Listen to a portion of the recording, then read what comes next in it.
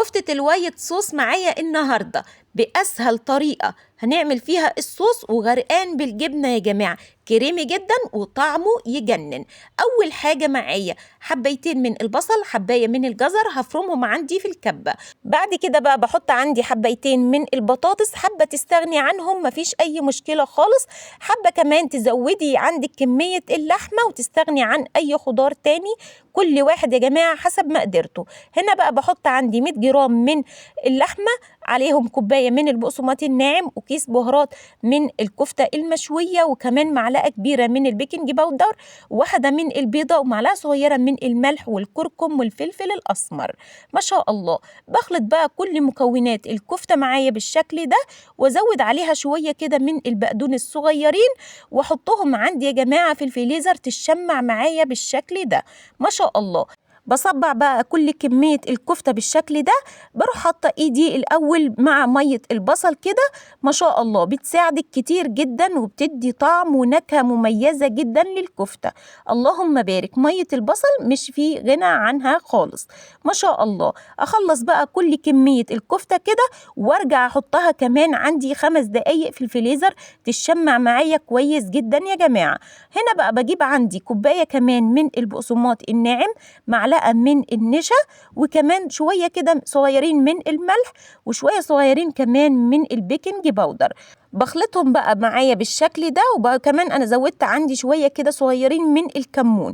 وبجيب عندي بقى الكفتة بعد ما اتشمعت معايا تاني يا جماعة في الفريزر، ما شاء الله سبتها لمدة 5 دقايق معايا، واروح حطها عندي في البقسماط الناعم. انا عندي طاسة سخنة عندي على البوتاجاز، انا كنت بتأكد من الزيت، لما اتأكدت ان هو الزيت سخن معايا بنزل عندي بصوابع الكفتة زي ما حضراتكم كده شايفين. هنا بقى كل الكفتة اتحمرت معايا، بجهز عندي بقى بصل شرائح، طماطم، وكمان عندي حبايتين من البطاطس، ابهرهم عندي بشوية من الملح وكمان الكمون، واقلبهم مع بعض. وبعد كده بفرد عندي صباع الكفتة المتحمر زي ما حضراتكم كده شايفين.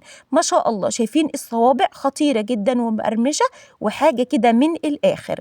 بجهز بقى عندي صوص الجبنة الخطير في نفس الطاسة اللي أنا حمرت فيها الكفتة، بزود كمان شوية صغيرين من الزيت وكوباية من الدقيق، أحمر كده معايا بالشكل ده.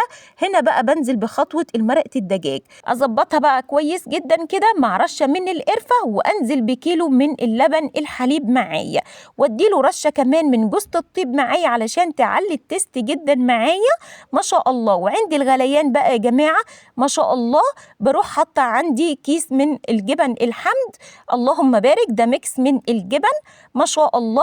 بقلبهم بقى كده يا جماعة طول ما هي على النار، على نار متوسطة جدا، وأول ما تغلي معايا بالشكل ده أروح شايلاه عندي من على النار وصبه عندي على أحلى صينية كفتة يا جماعة.